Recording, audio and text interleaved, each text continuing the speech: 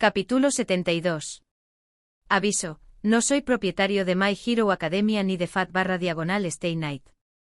El peso de la responsabilidad era muy grande para Re Destro. No solo debía seguir la voluntad de Destro, sino que tenía 100.000 personas que seguían activamente su palabra, y ese número crecía cada día. Estas personas hacían activamente lo que él ordenara, tal era su deseo de seguir la palabra de Destro.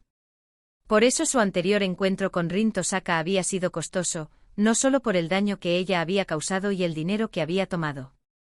Su decisión de dejarla marcharse después de haberles robado y despojado a uno de sus más altos rangos de su quirk había molestado a mucha gente. Agradecía que la información que le daban cuando ella la preguntaba se estuviera ocultando bajo la alfombra, quien sabía lo que harían sus subordinados si se enteraban. Aunque había perdido algo de prestigio por aquel incidente, tuvo algo de suerte de que se corriera la voz de que solo había hecho lo que consideraba necesario para que la voluntad de Destro pudiera continuar en cada uno de los que sobrevivieron. No estaba seguro de dónde había salido eso, pero estaba más que dispuesto a aprovecharlo y aprovecharlo tanto como pudiera. Eso le había dado algo de tiempo, si no otra cosa, pero cuanto más pasaba el tiempo, más inquietos los ciudadanos volvían a ponerse.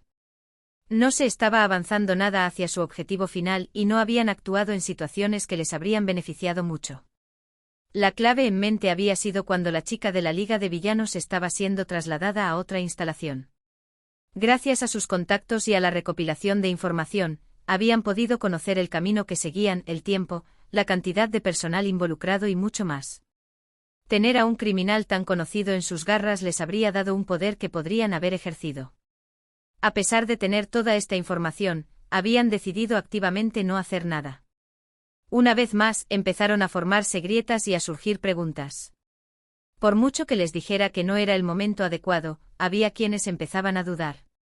La duda creaba debilidad y sabía que tenía que cortarla de raíz.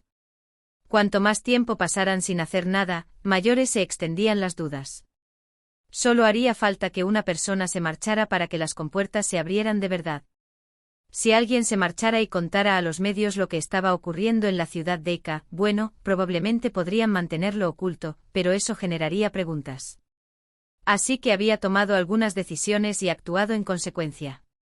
Necesitaba que se le viera siguiendo la palabra de Destro y no podía haber ningún cambio de decisión. Así que había hecho que varios de sus hombres secuestraran a uno de los contactos de la Liga de Villanos. No era tanto una amenaza, sino más bien una moneda de cambio, algo que aprovechar. Sin embargo, antes de que pudiera hacerlo, se presentó otra oportunidad. Shirou Emi ya había anunciado esencialmente que venía a desmantelar su organización. Re Destro deseaba que estuviera bromeando, pero eso era esencialmente lo que había dicho. Le había llamado directamente y le había dicho que venía de camino y que acabaría con el testamento de Destro con sus propias manos. Ahora, esto parecía una completa locura en la superficie. Él era solo un chico que estaba convencido de que podía desmontar toda una creencia. Pero había algo más. Después de todo, ¿por qué iba a anunciar que venía en primer lugar? Si hubiera querido atacar la cadena de mando, habría habido muchas formas más sutiles de hacerlo. Podría haberse disfrazado de posible socio y tenderle una emboscada en una reunión. Podría haberse colado en la ciudad y simplemente haberse mezclado con la multitud. O como un tirador muy duro podría haber elegido no dejar claro que venía a atacarles en absoluto. Al fin y al cabo, declarar que acabaría con la voluntad de Destro era, en efecto, un acto de guerra. Dado lo que el amigo del chico le había hecho a Curies, no tuvo que hacer mucho para unir a todos a la causa. Así que ahí estaba, un chico soltero listo para enfrentarse al poder del Meta Frente de Liberación. En teoría, fue suicidio. ¿Cómo podía Shirou enfrentarse a 100.000 personas o, probablemente más importante, porque creía que podía enfrentarse a 100.000 personas? Solo se puede tener tanta confianza y ni siquiera es que su don fuera tan grandioso.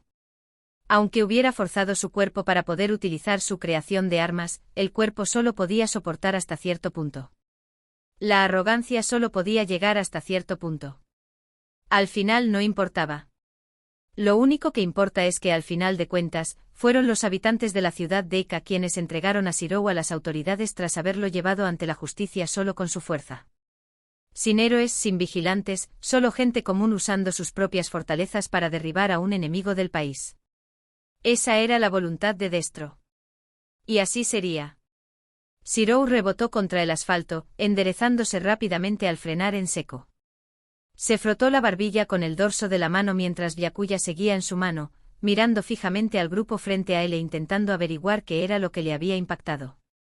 «Ya os pillé», gritó uno de ellos con arrogancia, aplaudiendo y enviando una onda expansiva reverberante. Acababa de recibir el mismo golpe. Shirou se lanzó a su lado intentando esquivar el ataque. Tuvo que moverse rápido, sin saber cuánto alcance tenía ese ataque. Sin embargo, esto significaba que estaba corriendo directamente hacia otro grupo de individuos que intentaban rodearle. Un hombre bajó la máscara que cubría su parte inferior de la cara, revelando una boca casi el doble de ancha de lo normal y dientes dentados que parecían una sierra de mano. La mujer a su lado se encogió de hombros antes de que sus brazos se retiraran activamente de las cavidades y volaran hacia Shirou. La última persona de este trío sostenía lo que solo podía suponer era una bola de cristal en las palmas, mientras una capucha ocultaba su rostro. Era posible que los tres tuvieran algún plan elaborado, algo que habían perfeccionado durante meses o años. Antes de que pudieran mostrar de lo que eran capaces, Shirou salió disparado hacia la derecha, ignorándolos mientras volvía a centrarse en el hombre que le había golpeado desde la distancia. Kansou fue liberado del agarre de Shirou, la hoja surcando el aire muy por encima de donde estaba su objetivo. Era algo que captaba su atención y la de quienes le rodeaban. Sin embargo, Shirou solo necesitó un momento de vacilación, ya que con un empujón reforzado de sus piernas se colocó rápidamente entre ellas. Rodillas y codos chocaron contra esternones y estómagos, dejando sin aliento a todos en cuestión de segundos. Mientras sus cuerpos caían al suelo intentando recomponerse, Shirou echó un vistazo fugaz al trío que había intentado acorralarlo. Levantando la mano, Kansou regresó de su viaje tras dar la vuelta y la empuñadura golpeó su palma. Con ambas armas en mano, Shirou salió disparado antes de verse rodeado en posición. En cuanto a los tres enemigos que quedaban en esa zona en particular, tuvieron la oportunidad de perseguirlos. Sin embargo, en su lugar eligieron comprobar la salud y el bienestar de quienes habían sido derribados frente a ellos. Luego los perseguirían. Quizá. Los dedos de la brava eran un borrón mientras tecleaba en su portátil, el tecleo del teclado resonando por la habitación. Detrás de ella estaban Rin, Gentle y Toga, observándola en acción. Rin, siendo la maga que era, no tenía ni idea de lo que estaba viendo. En cuanto a dónde estaban Stan y Eri, la joven había descubierto recientemente que se habían quedado sin helado. Stan, con agresividad, proclamó que algo así era inaceptable en su hogar y, por tanto, los dos fueron a solucionar la situación de inmediato. Eri se alegró ante la declaración de Stan antes que los dos que se fueron en su misión secundaria. Rin había pedido que devolvieran con caramelo.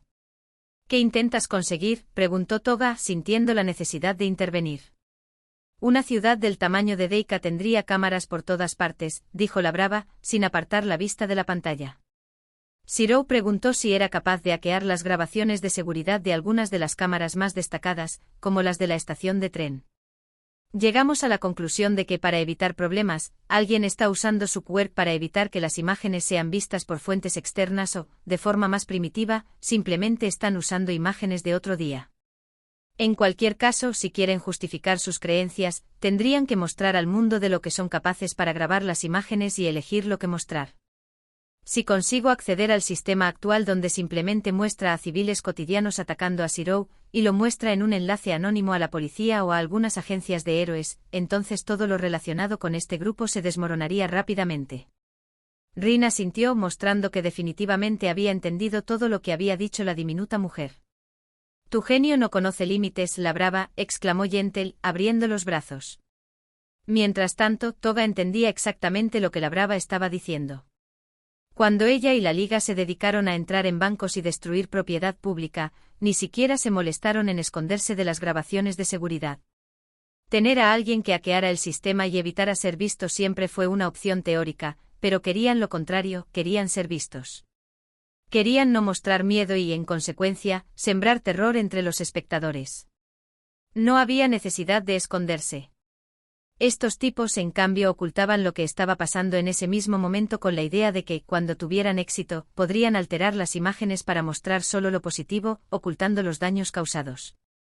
Manipularían la batalla como fuera necesario para impulsar su agenda y nadie más se enteraría de nada. Toga no sabía muy bien por qué eso le hervía tanto la sangre, pero no podía evitar estar entre el caos y la sangre en ese momento. Aún así, Shirou probablemente estaba desechando venganza en la ciudad. Aún así, había casi demasiados elementos en juego que dificultaba centrarse en cuál era la prioridad. Toga lo sabía por lo que Rin había dicho el día anterior sobre que esta facción supiera el paradero de la Liga de Villanos. No solo conocían la ubicación, sino que estaban dispuestos a provocarles para que se enfrentaran en su propio terreno. Dado lo que intentaban lograr, Toga pensaba que era posible que el líder del Frente de Liberación Meta forzara la mano de la Liga ahora y los hiciera enfrentarse a Shirou antes de intentar limpiar los restos. De nuevo podrían aprovechar cualquier grabación que tuvieran y el mundo solo tendría el punto de vista de los vencedores sobre la situación con pruebas en vídeo. Ahora, la Brava estaba haciendo movimientos para añadir otro jugador a la mezcla. Aunque Rin había conseguido que algunos héroes ayudaran a Shirou en su empresa, probablemente no intentarían arrestarle tras el caos debido a su conexión. Otros héroes mezclados en la situación solo harían que esto fuera un desastre mayor del que ya amenazaba con ser. Aún así, la convocatoria de héroes en la escena requeriría tiempo y planificación. Un asalto a gran escala no podía ocurrir en un abrir y cerrar de ojos. Tendrían que confirmar que lo que estaban presenciando era realmente la verdad antes de decidir actuar en consecuencia. Shirou tendría que aguantar hasta entonces. Siempre que no terminara el trabajo él solo antes. Shirou no pudo evitar gruñir de dolor al estrellarse contra la pared de ladrillo. El gorila de hombre frente a él lo inmovilizó contra la superficie con una palma que le cubría todo el torso. Un bramido primitivo rugió cuando el hombre retiró el otro puño, con la intención de aplastar el cráneo de Shirou de un solo golpe. Actuando con rapidez, Shirou giró sus fieles espadas cerca de su cuerpo y al hacerlo, cortó 3 de los dedos que le sujetaban. El coloso gritaba de agonía mientras se aferraba a esa mano herida. Al hacerlo, Shirou golpeó la abertura al saltar del hormigón, su rodilla golpeando limpiamente la mandíbula con suficiente fuerza como para que cayeran al suelo. Shirou movió violentamente las muñecas y la sangre que había manchado tanto Kansou como Bakuya salpicó el pavimento. Una sombra en el suelo le avisó de otro ataque inminente y se apartó a un lado, apenas segundos antes de que una mujer se estrellara contra el suelo con suficiente fuerza como para agrietarlo. Dada su figura esbelta, Shirou pensó que tenía un don que le permitía cambiar de peso a voluntad, pero sabía que no había tiempo real para analizarlo bien, ya que le lanzó una patada violenta hacia donde ella estaba sentada.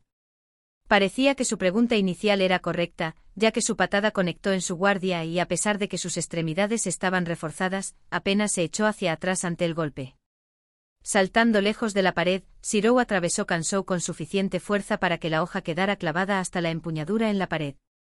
La única razón por la que no se derramó sangre en ese momento fue que la mujer se había tirado al suelo, aplanándose lo máximo posible para evitar el ataque. Sin embargo, esto creó el siguiente dilema para ella, ya que mientras estaba tumbada vio como Shirou levantaba a su aliado inconsciente y lanzaba el cuerpo demasiado grande en su dirección. Mientras ella intentaba desesperadamente alejarse, fue en vano y se encontró atrapada bajo el gigante de un hombre. Shirou por su parte no quería probar si su capacidad para cambiar el peso podía cambiarse a fuerza desde una posición tumbada. Sabiendo que cuanto más tiempo permanecía en una posición era una tontería más allá de la razón, simplemente la dejó allí. Seguramente algunos habitantes acudirían en su ayuda si no podía evitarlo. Eventualmente. Bueno, eso era algo en lo que no pensaría demasiado. Después de todo, todavía había toda una población entre él y su destino. Eso tenía prioridad. Midoriya no pudo evitar sentirse el raro en la situación cuando él, junto con los 3 héroes profesionales, 2 de ellos entre los 10 mejores del país, aterrizaron en la plataforma. Sus ojos recorrieron la zona, inspeccionando todo lo que parecía remotamente fuera de lugar y, francamente, era difícil de pasar por alto. Parecía que algunas personas intentaban reparar daños recientes y, dada la cantidad de cortes en el suelo, Midoriya no tuvo que pensar mucho en quién había estado presente. Más aún, la pregunta que surgió fue por qué había tantas marcas en las paredes y el suelo. Shirou no era precisamente conocido por malgastar energía con ataques inútiles, pero en algunas situaciones casi parecía que había dañado propiedad pública deliberadamente. Se había hecho como una muestra de poder o intentaba transmitir un mensaje. Al causar daños tendría sentido que alguien tuviera que repararlo y, dado que era un lugar público frecuentado por pasajeros de tren, habría que reparar rápidamente para evitar preguntas indeseadas. Dado que habían llegado y visto el daño causado. «Estás murmurando otra vez, chaval», dijo Mt. Lady, poniendo una mano tranquilizadora en su hombro mientras tartamudeaba incontrolablemente. «Antes de que te regañes, vas bastante en lo cierto». Midoriya cerró la boca e intentó controlar el rubor en sus mejillas mientras veía a Mirko y Rayuko intercambiar un asentimiento antes de que cada uno avanzara decidido hacia diferentes personas que hacían reparaciones. Asegurándose de que estaba pensando activamente en lugar de murmurar, Midoriya resumió rápidamente sobre qué iban a preguntar o, más bien, sobre la redacción de las preguntas. Si estuviera en la misma situación que uno de sus compañeros, la idea sería hacer a cada trabajador un conjunto muy específico de preguntas. Después regresaban y compartían las respuestas que les habían dado. Si no coincidían, significaba que estaban mintiendo y potencialmente encubriendo lo que estaba pasando. Eso sería motivo suficiente para sentir que... Y Mirko acaba de darle un puñetazo en la cara al hombre al que había estado interrogando. Arcos de relámpagos rebotaban en Midoriya mientras veía cómo la escena frente a él cambiaba al instante, cuando la persona que había estado hablando con Rayuko atacó a la heroína profesional, intentando activamente desgarrarle la garganta con garras en los dedos. Sus látigos negros atraparon el extremo antes de que pudiera acercarse lo suficiente para causar daño. «Gracias, Deku, pero yo me encargo», dijo Rayuko con confianza mientras comenzaba a transformarse en su feroz forma de dragón. Midoriya confió en sus palabras y se centró en todo lo demás. Enjambres de civiles parecían salir de cada rincón con malicia en la mirada. Si el ataque que Mirko había hecho hubiera causado más conmoción e indignación, la situación habría sido completamente diferente. Estas personas intentaban vengarse o algo por el estilo. No estaban grabando el conflicto ni huyendo, estaban cargando hacia la batalla. Y por eso él debe hacer lo mismo. El sonido de destrucción resonó, haciendo que Shirou se detuviera momentáneamente mientras sujetaba el brazo de su enemigo detrás de la espalda, contorsionándolo dolorosamente en un ángulo oscuro. La destrucción en cuestión vino de la estación de tren donde Mt. Lady había utilizado su don, volviéndose gigantesca y atravesando el edificio de tal forma que lanzaba escombros en todas direcciones. «Vaya, han llegado refuerzos», reflexionó Shirou antes de tirar violentamente del apéndice en su agarre, rompiéndole el brazo. Aunque sabía que podía reunirse con sus aliados, Shirou mantuvo la atención en el objetivo que tenía delante. Lo más probable es que los héroes atrajeran a un gran número de miembros del Frente de Liberación Meta a su ubicación y potencialmente facilitarían un poco su camino. Sería una tontería no aprovechar al máximo esta oportunidad.